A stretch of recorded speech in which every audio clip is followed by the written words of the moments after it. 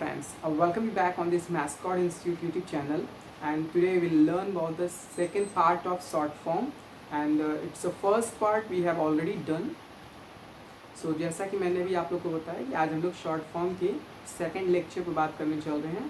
First part हम लोग already कर चुके हैं, जिसका वीडियो अपलोड है, आप प्लेलिस्ट में जाकर देख सकते हैं, जिसमें हम लोगों ने don't, doesn't, didn't, won't, haven't, hasn't, isn't कुछ शॉर्ट फॉर्म को देखा था। इसके साथ साथ हमने एंड के बारे में भी वहाँ पर देखा था, और कुछ एपोस्ट्रॉफी एस का यूज़ कैसे हम लोग करते हैं उसके बारे में भी हम लोगों ने इससे पहले के वीडियो में देखा था। ओके, सो आज हम लोग कुछ और बात को आगे बढ़ाते हैं। और अभी तक हम लोग निगेटिव शॉर्ट फॉर्म पर लेकर बात कर रहे थे। उसी निगेटिव शॉर्ट फॉर्म में कुछ चीज़ें बची रह गई हैं जिसकी क्लास आपने ऑलरेडी किया हुआ है, तो उस पर बात कर लेते हैं। जैसे कैन हो गया, शुड हो गया, कुड हो गया, तो इसको पहले हम लोग देख लेते हैं। उसके बाद मैं आज आपसे बात करूँगा पॉजिटिव शॉर्ट फॉर्म को लेकर के। ओके, सो चलिए स्टार्ट करते हैं।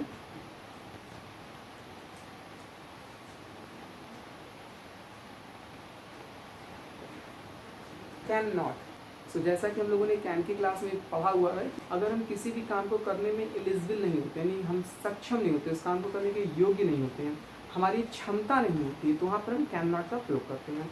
कैन नॉट के शॉर्ट फॉर्म की बात कर लेते हैं। सो कैन नॉट की शॉर्ट फॉर्म होता है कान।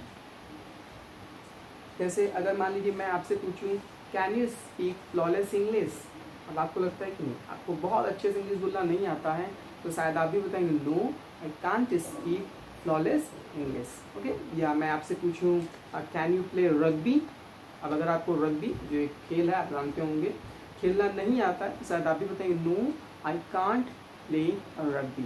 ओके, सो कैन का प्रयोग आप जानते हैं, हम लोग आई, यू, ही, सी, दे सभी के साथ करते हैं। तो चाहे आप आई कांट बोलिए, you can't, he can't, they can't, आप किसी के साथ भी इसका प्रयोग कर सकते हैं। फ्रेंड्स, इसके साथ साथ आपने बहुत से बार देखा होगा जब कैन नॉट के शॉर्ट फॉर्म की बात आती है तो बहुत बोलते हैं कैंट। क्या बोलते हैं? Can't. Actually this is specially spoken by the American people. Friends, American people जब किसी वर्ड को प्रोनाउंसिएट करते हैं तो आप देखेंगे कि उनका जो उच्चारण करने का तरीका है वो थोड़ा सा डिफरेंट होता है। वो डिफरेंट क्या है, आप थोड़ा सा यहाँ पर आइडिया ले लीजिए, और from here you can understand the basic difference between British and American speaking. Okay, देखिए जहाँ कहीं भी जनरली हम का प्रयोग करते हैं, अमेरिकन पीपल खा का प्रयोग करते हैं। जैसे हम बोलते हैं वेलकम, तो वो क्या बोलते हैं? वेलकम। ओके, इसी तरह अगर हम पा का प्रयोग करते हैं तो वो फा का प्रयोग करते हैं। हम बोलते हैं पाओ, वो बोलते हैं फाओ। इसी तरह अगर हम टा का प्रयोग करते हैं तो अमेरिकन पीपल वहाँ पर ठा का प्रयोग करते हैं। हम बोलते हैं वाटर, बोलते हैं वाटर। इसी तरह अगर हम कहीं पर आ की मात्रा का प्रयोग करते हैं तो वो ए की मात्रा का प्रयोग करते हैं। जैसे हम बोलते हैं क्लासरूम, बोलते हैं क्लासरूम। हम बोलते हैं ग्लास, बोलते हैं ग्लास। तो अब अगर आप इस सेंस से समझने की कोशिश करेंगे तो आपको समझ में आएगा कि यहाँ की जो का था उसे खा कर दिया गया, जो आ की मात्रा थी उसे ए की मात्रा कर दी गई, और जो टा था वो ठा हो गया। तो इसी तरह वो क्या बोलते हैं? खैंत। बट अगर आप खैंत बोलते हैं तो ध्यान रखिएगा यहाँ पर ठा की साउंड थोड़ा क्लियर होना चाहिए। क्यों? क्योंकि अगर आप अमेरिकन एसेंट में चीज़ों का प्रयोग करेंगे तो फिर जाहिर सी बात है यहाँ पर भी आप इसको कैन नहीं पढ़ेंगे, आप इसको पढ़ेंगे कैन। सो मैं आपसे पूछता हूँ can you follow American accent completely, तो शायद आप भी बताएं no I can follow American accent completely. Okay, so आप ऐसे इसको यूज़ कर सकते हैं। इसी तरह हम लोगों ने कुड नॉट की बात किया था, एंड कुड नॉट की जब हम बात करते हैं तो कुड नॉट की शॉर्ट फॉर्म होता है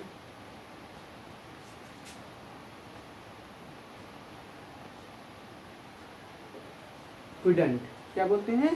कुडंट। ओके, सो आपने पीछे पढ़ा है कि कुड का प्रयोग हम लोग करते हैं पास्ट की क्षमता को लेकर के। पास्ट में अगर किसी भी काम को करने के हम योग्य नहीं थे तो वहाँ कुड नॉट का प्रयोग करते हैं। जैसे मैं आपसे पूछूं could you drive car before 5 years, अब आपको लगता है नहीं, 5 साल पहले आपको कार चलाना नहीं आता था, तो शायद आप भी बताएंगे no I couldn't drive car before 5 years.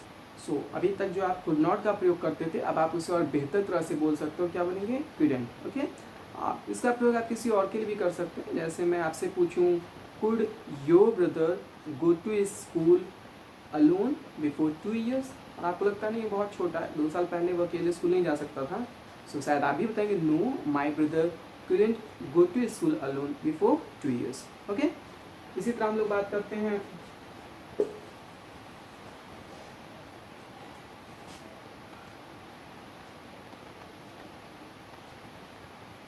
should not की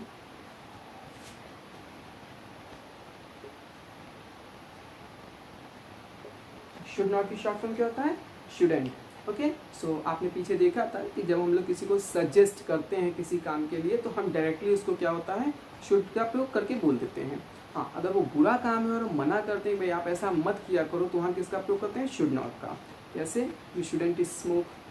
अभी तक जो आप बोलते थे यू शुड नॉट स्मोक, अब आप देखिए उसको कितनी ईजिली में और बेहतर तरह से बोल सकते हैं you shouldn't smoke. You shouldn't fight unnecessary with anyone.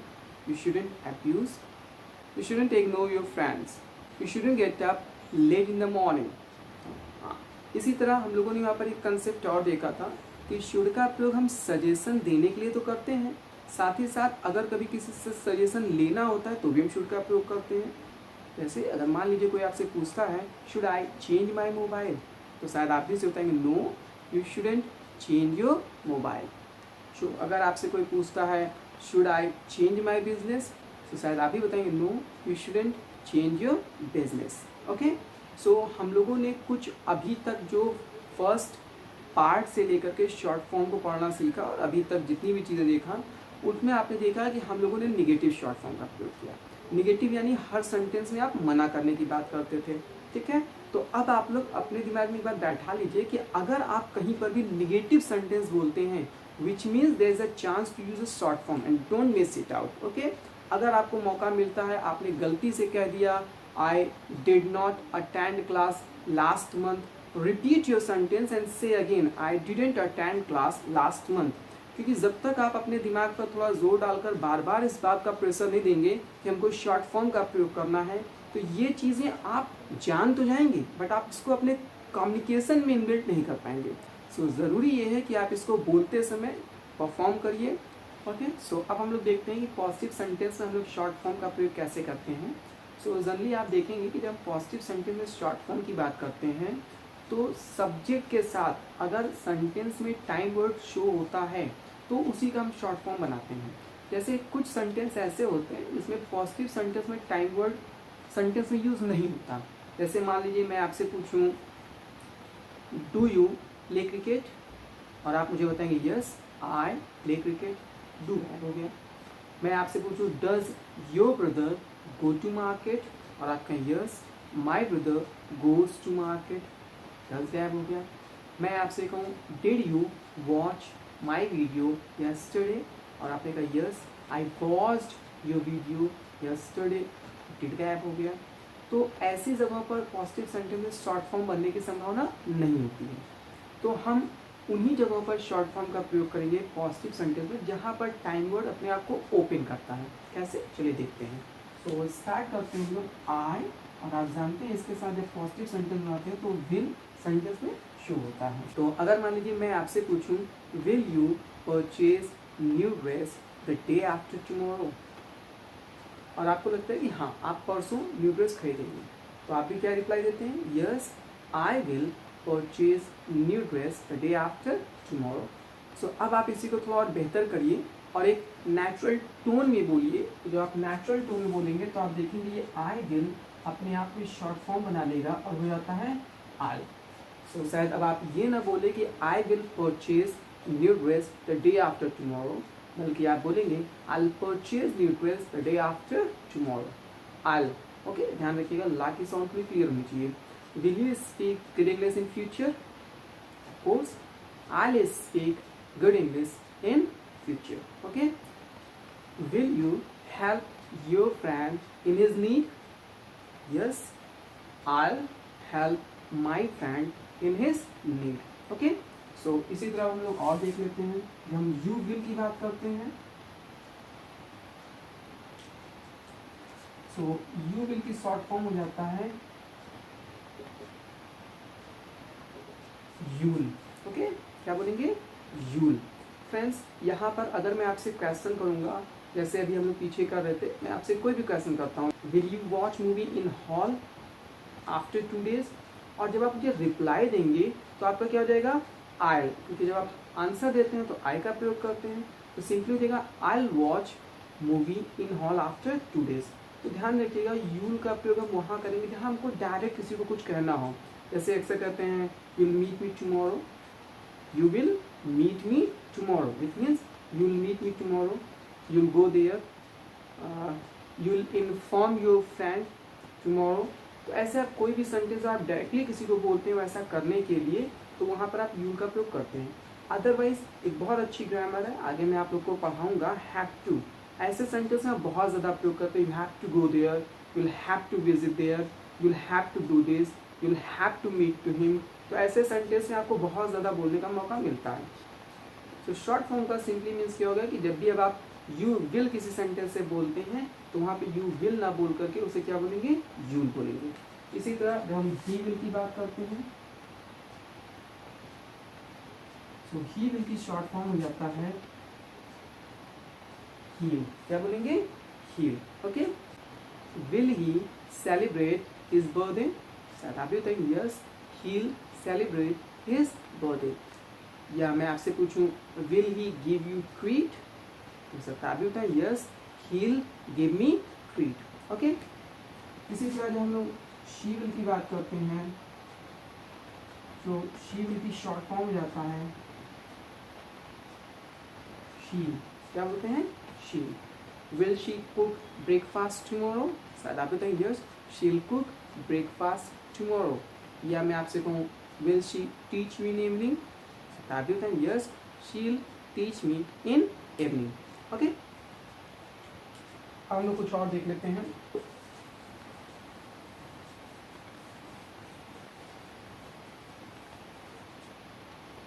सो जब काम खत्म होने का सेंस होता है तो हम किसका प्रयोग करते हैं, हैव का प्रयोग करते हैं।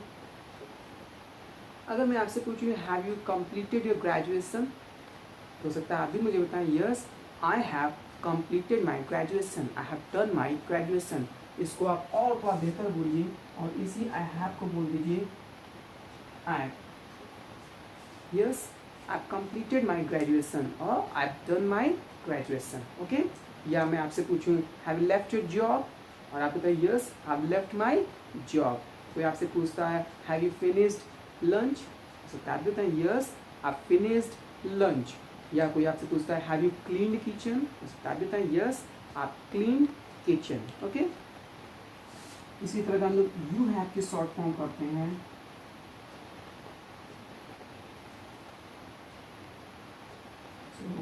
यू हैव की शॉर्ट फॉर्म जाता है यू। ओके, जैसे बात फिर से वही आएगी कि जब हम क्वेश्चन आंसर करेंगे तो ऐसा सेंटेंस बनाने को मौका नहीं मिलेगा, लेकिन जब आप डायरेक्ट किसी को कोई काम करने के लिए कहते हैं तो वहाँ पर आपको बड़े ही आसानी से बोलने का मौका मिलेगा। जैसे कोई आपके साथ मार्केट जाने के लिए बात कर रहा था पर चला अकेले गया, तो शायद आप भी कहेंगे you gone to market alone, या you gone to market without informing me ना। कोई आपका वेट भी नहीं किया और लंच कर लिया, शायद आप ही बताएंगे यू टेकन लंच अलोन। तो जब आपको डायरेक्ट किसी के लिए कहना होगा you have action third form, तो वहाँ पे आप क्या बोलेंगे you action third form. Okay, इसी तरह हम लोग ही की बात करते हैं तो ही के साथ किसका प्रयोग करते हैं, हैज़ का। और ही हैज़ की शॉर्ट फॉर्म क्या हो जाता है, he's. Has he completed his homework, शायद आप भी बताएं yes his.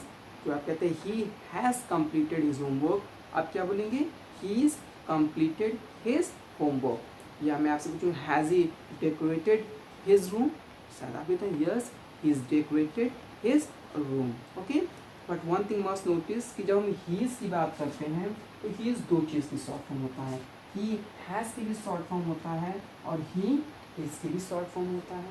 So it's going to be confusion, isn't it? Confusion होगा ना। अब फ्रेंड्स जो लोगों ने भी शॉर्ट फॉर्म की फर्स्ट डे की क्लास किया हुआ है वो बेहतर तरह से समझ सकते हैं कि अब यहाँ कोई कन्फ्यूज़न नहीं, क्योंकि हम लोगों ने इससे बहुत कॉम्प्लिकेटेड कन्फ्यूज़न को सॉल्व किया था। ये तो बहुत आसान है।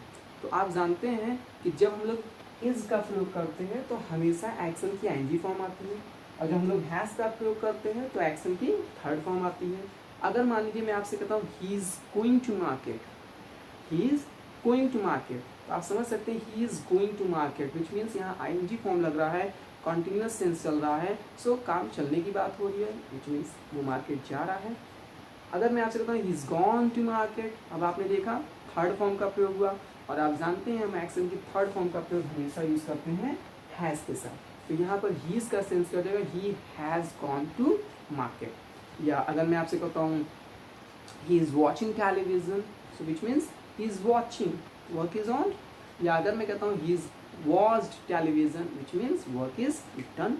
तो बहुत सिंपल है, और जो लोग ये वीडियो फर्स्ट टाइम देख रहे हैं उनको थोड़ा सा ये चीज़ें सुनने में ऑड लग रहा होगा, क्योंकि पीछे से अगर आप क्लास नहीं देखते आ रहे तो मेरे बहुत से कॉन्सेप्ट को आपको समझने में थोड़ा सा समस्या हो सकता है।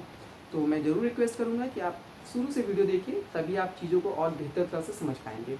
ओके, सो फ्रेंड्स, इस तरह से 2 लेक्चर में हम लोगों ने देखा कि शॉर्ट फॉर्म पे कितनी बेहतर तरीके से हम पकड़ अपनी बना सकते हैं, और ज़्यादा से ज़्यादा हम उसको बोलने का प्रयास करें।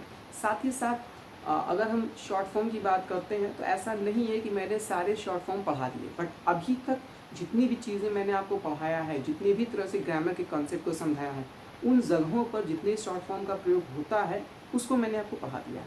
बाकी और शॉर्ट फॉर्म जिस तरह से आने वाले दिनों में की क्लास आगे बढ़ेगी, मैं आपको निश्चित रूप से क्लास के बीच में उस शॉर्ट फॉर्म को समझाता रहूँगा। सो फ्रेंड्स, अब उम्मीद करता हूँ कि आपको शॉर्ट फॉर्म यूज़ करने में कोई प्रॉब्लम नहीं होगी। And for this video that's over, and thank you for watching this video.